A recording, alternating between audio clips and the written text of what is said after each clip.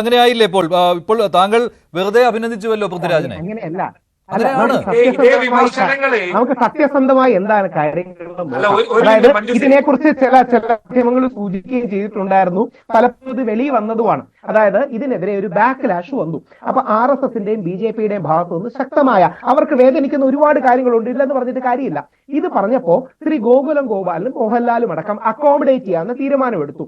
യഥാർത്ഥത്തിൽ അല്ലെങ്കിൽ ചില ആൾക്കാർ പറയുന്നതാണ് കേട്ടോ, കേന്ദ്ര ഗവൺമെന്റിന്റെ ഭാഗത്തു നിന്നടക്കം ഈ എതിര് വന്നപ്പോൾ ശ്രീ സുരേഷ് കുമാറാണ് ഈ വിഷയത്തിൽ കാര്യമായി ഇടപെട്ടത്. അത് മുഖ്യധാരാ മാധ്യമങ്ങളടക്കം റിപ്പോർട്ട് ചെയ്തുകൊണ്ടാണ് ഞാൻ പറയുന്നത്. ശ്രീ സുരേഷ് കുമാർ ഇതിന്റെ ഇടയ്ക്ക് ഒരു ബാലൻസ് ചെയ്യാൻ വേണ്ടി നിന്നു. ഈ രണ്ടു ഭാഗത്തെയും ആൾക്കാരോട് സംസാരിച്ചു. ശ്രീ സുരേഷ് കുമാറിന്റെ ഭാഗത്തു നിന്ന് അവസാനം ഒരു കൺസെൻസസ് മോഡലായി രണ്ടുപേർക്കും പരിക്ക് പറ്റാതെ വിജയത്തിന്റെ ഭാഗമായി 17 ഭാഗങ്ങൾ കട്ട് ചെയ്യും, ചില ഭാഗങ്ങളുടെ കാര്യങ്ങൾ പറയുകയുണ്ടായി. സിനിമ കമേഴ്ഷ്യലായിട്ട് വിജയിക്കുകയില്ല എന്ന ബോധ്യം വന്നപ്പോൾ അതിന് നിർബന്ധിതരായി അല്ലേ? അങ്ങനെയല്ല, കമേഴ്ഷ്യലായിട്ട് വിജയിച്ചല്ലോ. ഇപ്പൊ 100 കോടി എത്തിയെന്ന് പറയുന്നു, 200 300 കോടിയിലേക്ക് ഇത് എത്തുമായിട്ടില്ലല്ലോ രാഹുൽ. അതിന്റെ കോസ്റ്റ് അങ്ങനെയല്ലല്ലോ പറയുന്നു അണിയറ പ്രവർത്തകർ. അത് വെച്ച് 228 അല്ല, ചില ആൾക്കാർ 150 കോടി എന്ന് പറയുന്നു, ചില ആൾക്കാർ 228 കോടി എന്ന് പറയുന്നു. അപ്പൊ യഥാർത്ഥത്തിൽ ഇപ്പൊ ഇനി കട്ട് ചെയ്തു എന്ന് പറഞ്ഞ RSSലെ സുഹൃത്തുക്കളോ സഹോദരങ്ങളോ അവിടെ പോയി സിനിമ കാണോ? ഇല്ലല്ലോ. അപ്പം ഇതിന്റെ പ്രശ്നം എന്ന് പറഞ്ഞാൽ ഇത് ഒരു BJP വിരുദ്ധ രാഷ്ട്രീയം മുമ്പോട്ട് വെക്കുന്നുണ്ട്. ഇത് സമ്മതിക്കാൻ ഒരു മടിയും വേണ്ട.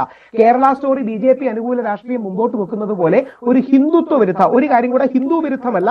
നമ്മൾ ഹിന്ദു എന്ന് പറഞ്ഞാൽ ഞാനും മഞ്ജുഷും ശ്രീജിയും നന്ദകുമാർജിയും ഒക്കെ ഉൾപ്പെടുന്ന ഒരു മതമാണ്. എന്നാൽ ഹിന്ദുത്വം എന്ന് പറയുന്ന ഒരു പൊളിറ്റിക്കൽ ലൈനാണ്. ആ ഹിന്ദുത്വ വിരുദ്ധമായ ഒരു ലൈൻ ഇതിൽ മാത്രമല്ല ടിയാനിലും മുരളി ഗോപി ശക്തമായിട്ട് മുമ്പോട്ട് വെക്കുന്നുണ്ട്. അപ്പം കുറച്ചുകൂടെ ബാലൻസ് വേണമെന്ന് ഇതിന്റെ മേക്കേഴ്സിന് തോന്നി. പ്രത്യേകിച്ച് ലാലേട്ടൻ കൂടി ഇൻവോൾവ് ആയതുകൊണ്ടാണ്. ലാലേട്ടൻ ആരെയും വെറുപ്പിക്കാതെ എല്ലാവരോടും ഒരുമിച്ച് ചേർന്ന് പോകുന്ന വ്യക്തിയാണ്. അപ്പൊ ലാലേട്ടൻ ആന്റണി പെരുമ്പാവൂർ ശ്രീ സുരേഷ് കുമാറുമായിട്ട് സംസാരിച്ചു. സുരേഷ് കുമാർ മറുഭാഗത്തുള്ള സെൻസർ ബോർഡിലെ ആൾക്കാരോടൊക്കെ സംസാരിച്ചു. നമുക്കപ്പോ ഇതിനൊരു ബാലൻസിലെത്താം, നെഗോസിയേഷനിലെത്താം, രണ്ടുപേർക്കും പരിക്ക് പറ്റാത്ത രീതിയിലെത്താം. ഇനി BJPയുടെ RSSന്റെ ഭാഗത്ത് നിന്ന് എന്തെങ്കിലും നടപടി എടുത്തില്ലെങ്കിൽ അവർക്കും പ്രവർത്തകരില്ലേ, അവരുടെ പ്രവർത്തകരോട് അവർക്ക് മോഹം കാണിക്കേണ്ടി വരില്ലേ? കാര്യം വലിയ രീതിയിൽ പ്രതിഷേധം, രാജീവ് ചന്ദ്രശേഖർജിയും MT രമേശ്ജിയും ഒക്കെ വളരെ സ്റ്റേറ്റ്സ്മാൻലി ആയി ആരെയും വെറുപ്പെടുത്താതെ സിനിമയാണെന്നൊക്കെ പറഞ്ഞെങ്കിലും സോഷ്യൽ മീഡിയയിലടക്കം സാമൂഹ്യ മാധ്യമങ്ങൾ